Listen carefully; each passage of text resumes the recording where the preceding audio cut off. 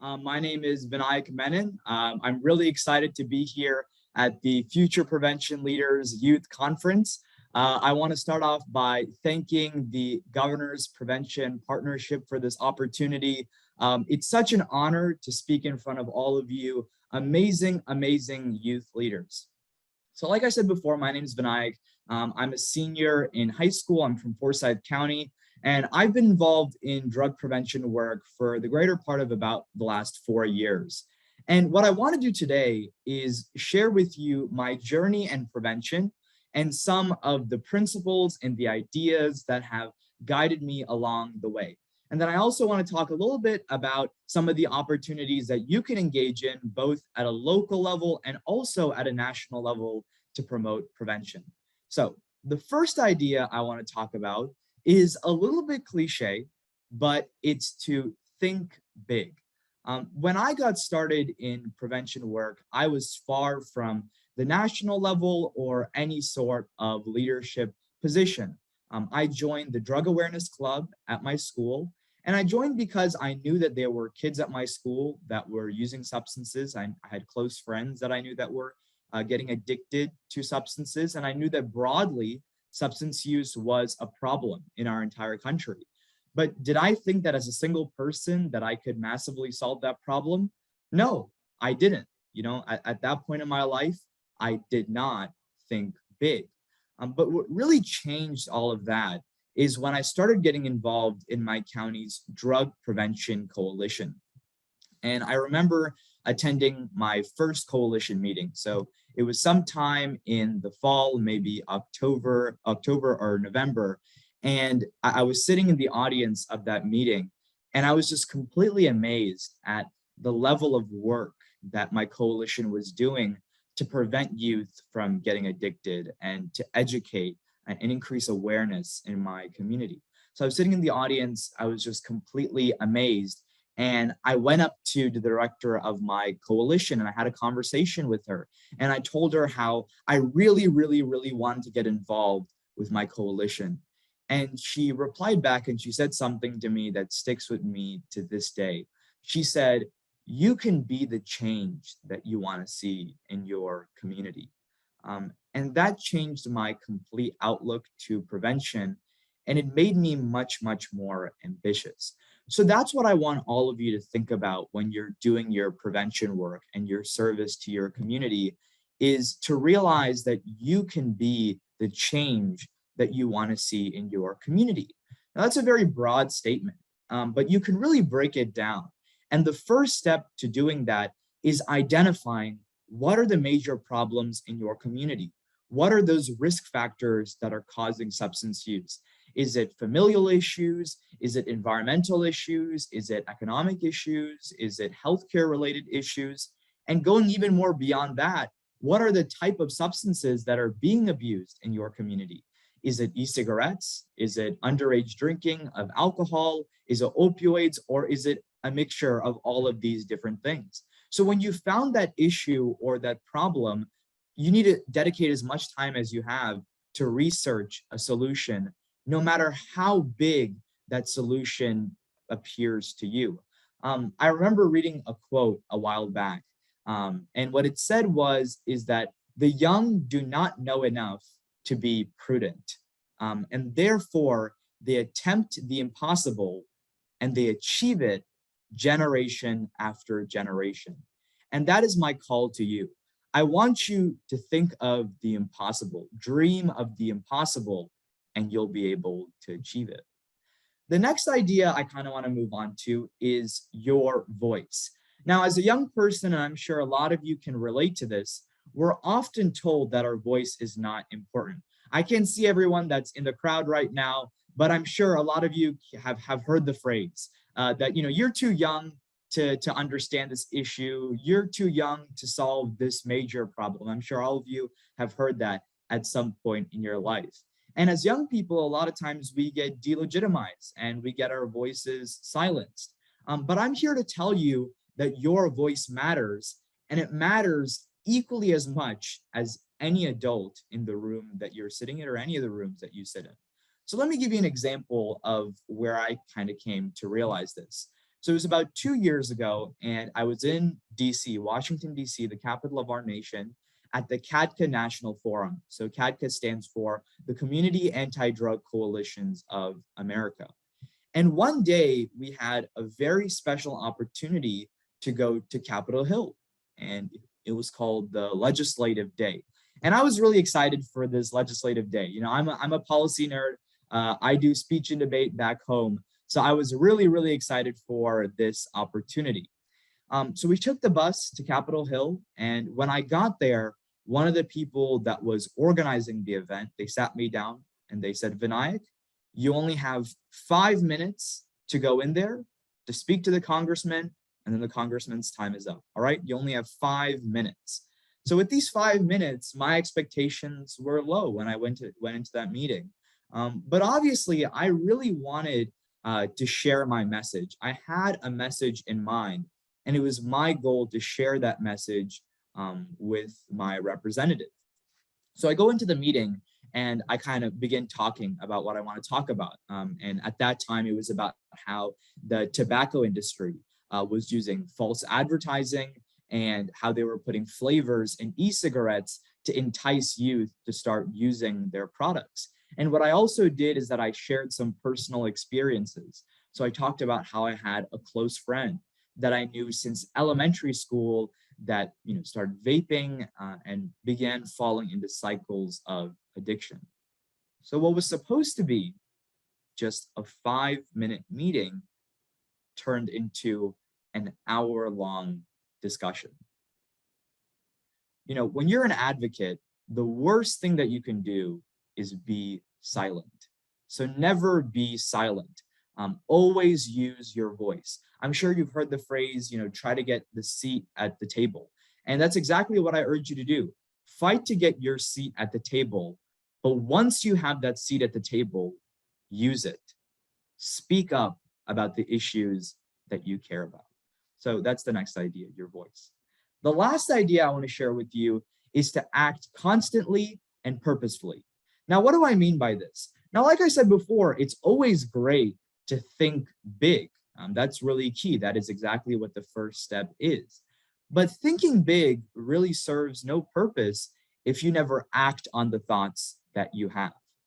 And what's really critical when you have a big goal in mind is to create a plan of action to accomplish that goal. So the steps that I've really used in my personal experience to help me accomplish a lot of my personal goals and a lot of my goals in prevention as well is the 3 C's. So the 3 C's are first, clarity, commitment, and then collaboration. So that first C, which is clarity, is about identifying the problems that you want to solve. What is that goal that you have in mind? That is clarity. The second C is commitment. Commitment is about putting the work in. It's all about that dedication, your motivation, all the time and hours that you put in to accomplish that goal that you set out for yourself or carry out that solution. And then the third C is collaboration. And with collaboration, it's about working with different organizations to scale up your solution and reach as many people as possible. About a year ago, I kind of went through this process. So I started a campaign to distribute the Terra drug deactivation kits. These kits are essentially pouches that help people dispose of any unused or expired prescription medications that they have in their home. Now, you may be wondering, why did you do this campaign? How did you do this campaign? Well, it all starts with that first C, which is clarity. So it was about around the time of August, and I was attending this event that was held annually in my community called the Teacup Memorial. And the purpose of the Teacup Memorial was to remember and to memorialize the lives that had been lost to opioid use in my community. So I was at this event and I came across this mother and I started having a conversation with her. And she mentioned that her son went to the same school as me. But unfortunately, her son suffered from an addiction to prescription medications, and later he would pass away due to an overdose in a school bathroom. And this would really take me aback, right? It was just crazy to me that within the same walls of a school where I was receiving education, where I was going to calculus class, that there were people that were losing their lives. My own peers were losing their lives in the same school I went to every single day. It was this conversation that changed my outlook on the opioid crisis. It inspired me to do prevention work and create this campaign. So what it gave me was that first C, which is clarity. But before I could move on from the first C, which is clarity, into the next C, which is commitment, I had to do a little bit more research. And that's kind of the intermediate stage between these C's, is that you want to kind of increase your knowledge and your understanding about problems before you develop your solutions to it. So I began to realize that a large number of young people that were becoming addicted to prescription opioids were becoming addicted because in their family's home medicine cabinet, there were a bunch of unused pills. And they were able to go into those cabinets and then take those pills, and they started getting addicted to the medications. Now, in the past, before COVID, a lot of sheriff's offices, especially in my community, had what they call drug take-back days, where people could stop by the sheriff's office and they could, drop off their drugs. But the problem is a lot of these programs either A, got discontinued, or they had a decline in participation. So this service that was helping a lot of people in my community went away. And what I wanted to do was create a more accessible and convenient version of this drug disposal service. And what I came across was these doTERRA drug deactivation kits. And after I started working with a nonprofit called the SAFE Project, I got a good number of these drug deactivation kits, and I started doing the work of distributing them in my community. So that get into the next C, into commitment, right? And with commitment, I would dedicate so many hours after school just doing cold calls, emailing a bunch of random organizations. I had no idea who they were, but I would call, email, contact them whatever way that I could. And I would let them know, hey, this is the campaign that I'm doing. This is the purpose. We're trying to fight back against the opioid crisis. So that's all what commitment is about. It's about putting the time and the work in to accomplish your goal. But I didn't want to just commit time. I also wanted to collaborate. So I ended up collaborating with so many organizations in my community, with pharmacies, with hospitals, to small businesses, to scale up my drug deactivation campaign and reach as many people as possible. And not just that, I really wanted to focus on the communities that suffered disproportionately from the opioid crisis. So these were the low-income areas and the rural areas. So I kind of had to stretch my bounds and go out of Forsyth County, where I live, and go to other counties in my state and work with charities and faith-based ministries that were serving these areas. And what ended up happening is that these kits that I was delivering by hand started reaching people at Sunday service or with the meal packages that they picked up from charities. So all of that was possible because of this three-step process: clarity, commitment, and collaboration. And I kind of want to talk a little bit more about collaboration, because there's a phrase that's very prominent in prevention called the 12-sector approach. And the 12-sector approach is about using all those components that are in your community: the education, the law enforcement, the healthcare, the news media, faith, etc., using all of these components to solve major issues. And I want you to kind of think about it like solving a puzzle, right? So if you just have a couple puzzle pieces, or you have a bunch of disconnected puzzle pieces, will the puzzle really make sense? No, the puzzle will not make sense, right? You have no idea what the puzzle is about. It's only when you take all those pieces and you bring them together that you solve the puzzle and you get the full picture. And that's exactly what collaboration is about. It's about bringing all these people and organizations together to solve major societal issues. Ms. Coretta Scott King once said in a quote a while back that the greatness of a community is most accurately measured by the compassionate actions of each of its members. And I think that has a lot to do with collaboration, because there's so many people in our communities that are trying to do the right thing, and they're trying to do compassionate actions. And collaboration is about harnessing all those actions together to have the greatest good for the greatest number. The last thing I want to leave you with is some opportunities, some things that you can work on and work toward in your community and across the country in the work of prevention.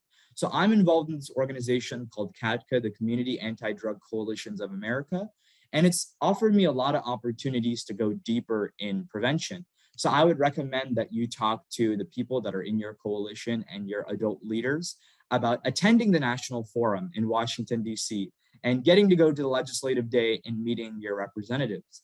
There's also a mid-year conference that's coming up later in the summer in late July, and I believe the registration is still open for that. That is a really great opportunity for you to learn a lot more about prevention and a lot more about youth leadership. And the final thing I want to kind of talk about is ENYAC. ENYAC is the National Youth Advisory Council. It's an organization that I'm a part of, and it's a bunch of youth leaders that work nationally to promote prevention, to create social media campaigns, and design curriculum and prevention that's targeted toward youth. So if you're looking to do prevention on a national level, strongly recommend that you apply for ENYAC. Applications usually open around late December, early January, I believe. But not just CADCA, there's also plenty of opportunities that are available to you in your home state. I would recommend that you ask the staff of the Governor's Prevention Partnership about how you can join the Connecticut Youth Advisory Board that's right in your state, or about implementing your own prevention awareness campaigns through the E3 program. So in any way you can, whether it's locally or nationally, my call to you is to get involved. What I want all of you to do is to think big, to use your voice, and to act constantly and purposefully. All right, so if you can do those three things, then you can get a lot of success, you can create a lot of change, and hopefully save a lot of lives. Thank you very much.